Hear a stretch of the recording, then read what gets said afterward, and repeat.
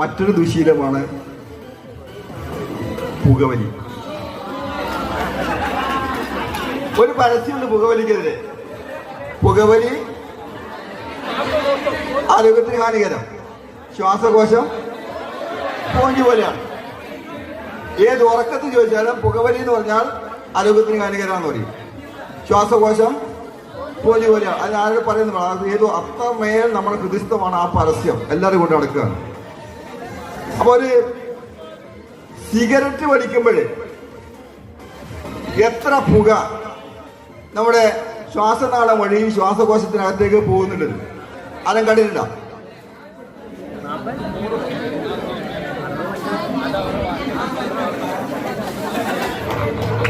ശ്വാസകോശം സ്പോഞ്ച് പോലെയാണ് വായു വലിച്ചെടുക്കാനായി രൂപപ്പെടുത്തിയത്. പക്ഷെ ചിലർ സിഗരറ്റിന്റെ പുക വലിച്ചു കയറ്റാൻ ലങ്സ് ഉപയോഗിക്കുന്നു.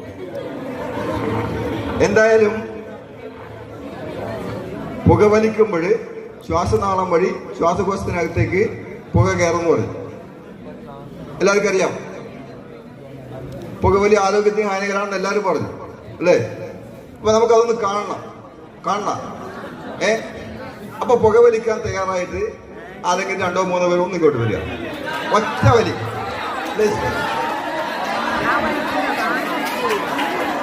ഒരു 2 പേര് കൂവന ഞാൻ നിർത്തിയേക്കാം. അത് പെൺകുട്ടികളാരെങ്കിലും 2 പേര് ഒറ്റ വലി പ്ലീസ്.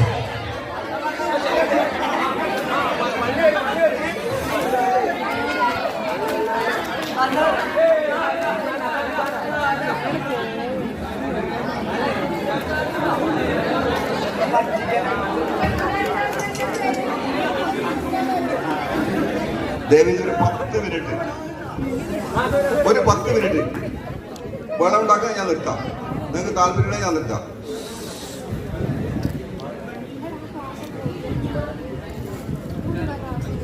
ഒന്ന് ഈ ക്ലാസിന്റെ വിജയത്തിന് വേണ്ടി ഞാൻ നിർബന്ധിച്ച് വന്നതാണ് അല്ലേ?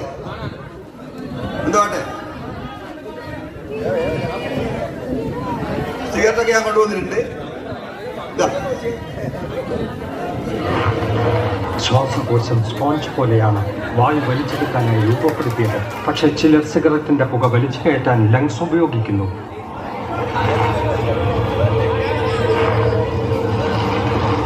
ഒരു ശരാശരി പുകവലിക്കാരന്റെ ശ്വാസകോശത്തിൽ ഓരോ വർഷവും അടിഞ്ഞുകൂടുന്ന കറ പുറത്തെടുത്താൽ അത് എത്രത്തോളമായിരിക്കും? നിങ്ങളെ രോഗിയാക്കാൻ അത് മതി, വലിയ രോഗി.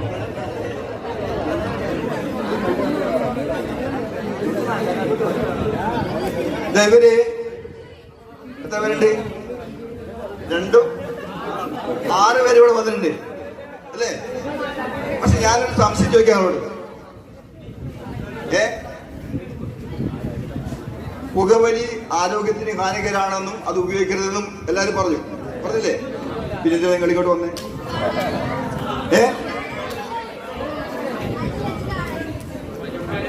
അപ്പോ ഞാൻ പറഞ്ഞു വരുന്നത്,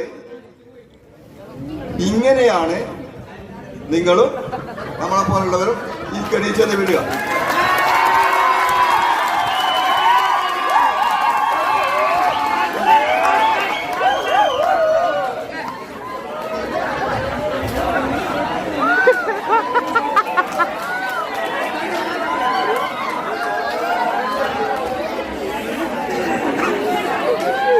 അവനവന്റെ കാര്യം ശരിയാകാൻ വേണ്ടി കച്ചവടക്കാര് അല്ലെങ്കിൽ ഇതുമായി ബന്ധപ്പെട്ടവര് തേനെ, പാല്, ചക്കല, മുത്ത എന്നൊക്കെ പറയും.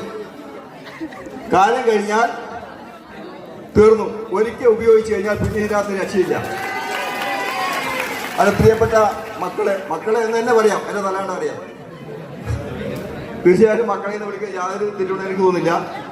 ആരും അറിഞ്ഞും ആരുടെ നിർബന്ധത്തിന് വഴങ്ങിയും മനസ്സ് മന്ത്രിക്കുന്നത് ചെയ്യുന്നത് തെറ്റാണെന്ന് പറയുന്നെങ്കിൽ ഒരു കാരണവശാലും ആരും ചെയ്യാൻ പാടില്ല. എന്റെ മനസ്സ് പറയുന്നു ഇത് തെറ്റാണെന്ന്, ആര് പറഞ്ഞാലും ചെയ്യാൻ പാടില്ല. അത് മാഷ് പറഞ്ഞാലും ടീച്ചർ പറഞ്ഞാലും അച്ഛൻ പറഞ്ഞാലും അമ്മ പറഞ്ഞാലും തെറ്റാണെന്ന് ബോധ്യമുണ്ടോ അത് നിങ്ങൾ ചെയ്യരുത്. അതിനനുസരിച്ചിരിക്കണം നമ്മുടെ ജീവിതം മുമ്പോട്ട് കൊണ്ടുപോകാൻ. അതല്ലെങ്കിൽ എല്ലാവരുടെയും അവസ്ഥ ഏതെങ്കിലും മരത്തിൻ്റെ കൊമ്പോ ഏതെങ്കിലും അവസരം നോക്കേണ്ടി വരും. എന്തായാലും നമുക്കിത് കാണാം. പുക വലിക്കുമ്പോൾ എത്ര പുക നമ്മുടെ ശ്വാസനാളത്തിനകത്തേക്ക് കയറുന്നിട്ട് നമുക്ക് നോക്കാം. ആരെങ്കിലും രണ്ടുപേരൊന്ന് സഹായിക്കാൻ വരുമോ?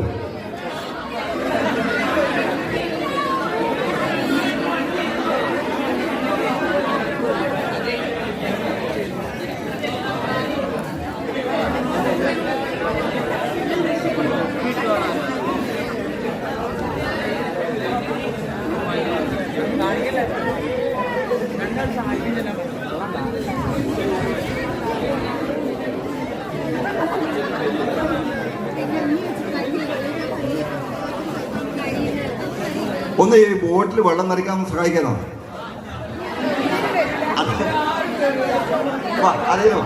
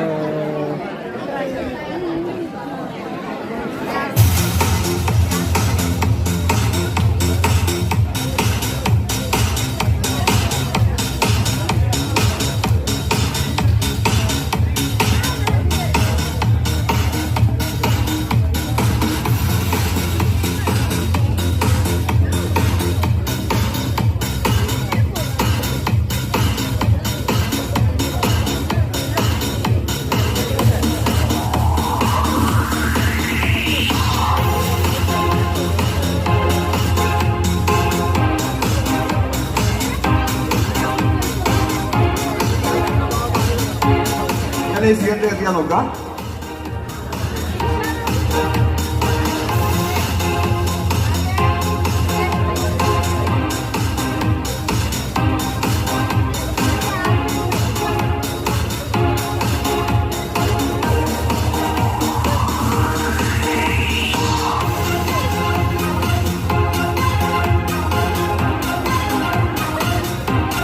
നിങ്ങൾ ഈ ബോട്ടിനകത്തേക്ക് നോക്കാം.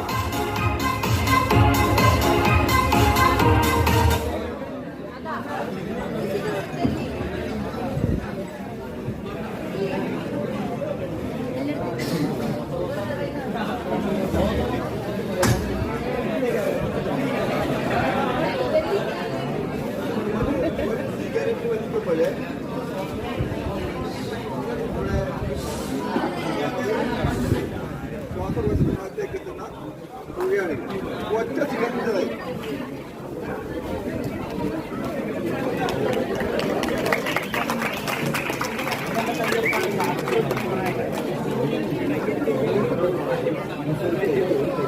ഒറ്റ സിഗരറ്റിന്റെ വലിച്ചു തള്ളുമ്പോൾ ശ്വാസനാളം വഴി ശ്വാസകോശത്തിനകത്തേക്ക് എത്തുന്ന പുകയാണിത്. ഞാൻ അങ്ങോട്ട് വരണം. കാണുന്നില്ലേ പുറകിലേക്ക്? ഓക്കെ.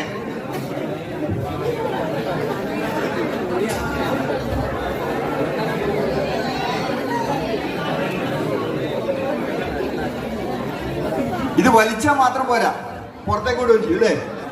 നമുക്ക് നോക്കാതെ.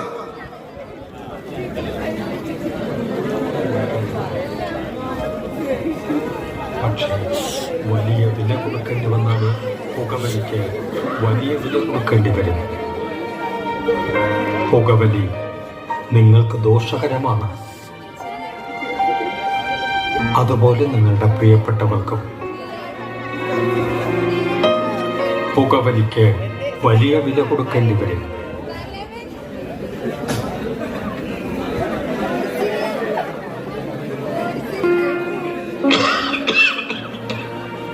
ആരാണ് സന്തോഷം ആഗ്രഹിക്കാത്തത്? പക്ഷേ വലിയ വില കൊടുക്കേണ്ടി വന്നാൽ പുകവലിക്ക് വലിയ വില കൊടുക്കേണ്ടി വരും. പുകവലി നിങ്ങൾക്ക് ദോഷകരമാണ്.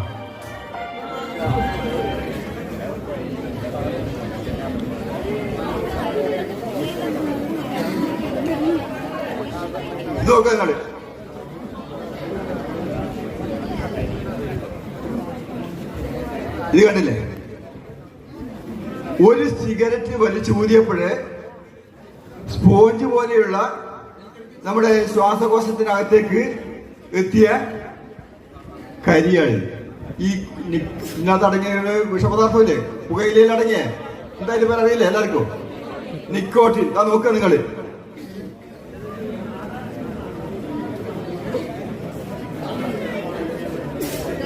ഒരു സിഗരറ്റ് ഉണ്ടാക്കുമ്പോഴേ താഴത്തെ ഭാഗത്ത് ഒരു ഫിൽറ്റർ എന്നൊരു സാധനമുണ്ട്. അത് ഗവൺമെന്റ് നിയമം അല്ലെങ്കിൽ സർക്കാരിന്റെ നിയമം, കമ്പനിയുടെ നിയമപ്രകാരം ഇത് വെച്ച് കഴിഞ്ഞാൽ കരിയോ പുകയോ ഉണ്ടാവില്ല എന്നാണ് അവർ പറയുന്നത്.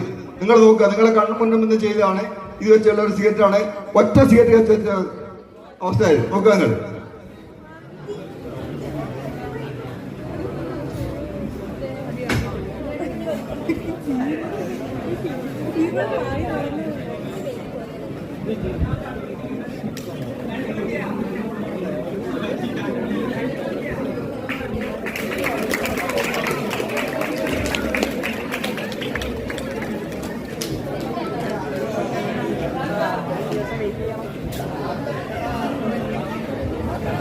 പ്രിയമുള്ളവരെ, ഇനി നിങ്ങൾ തീരുമാനിക്കുക ഇതിൽ തുടങ്ങണമെന്ന്. തീർച്ചയായിട്ടും ലഹരിക്കെതിരെയുള്ള പ്രചരണത്തിൽ നിങ്ങൾ ഓരോരുത്തരും പങ്കാളികളാവണം എന്ന് അഭ്യർത്ഥിച്ചുകൊണ്ട് ഇങ്ങനൊരു വേദി തന്നതിന് എല്ലാവരും നന്ദി പറഞ്ഞുകൊണ്ട് ഞാൻ നിർത്തുകയാണ്. പിന്നീട് ഒരവസരം കിട്ടുവാണെങ്കിൽ കുറേ കാര്യങ്ങൾ കൂടെ കാണിച്ചു തരാമെന്ന് വാക്ക് തന്നുകൊണ്ട് ഞാൻ നിർത്തുന്നു. നന്ദി. ഒരു നല്ല കയ്യടി എടുത്താണ് ഈ പ്രായത്തിലും പ്രായം തളർത്താത്ത മനോവീര്യവുമായിട്ട് അല്ലേ നമ്മളെ മുന്നിൽ. ഓക്കെ, അടുത്തത്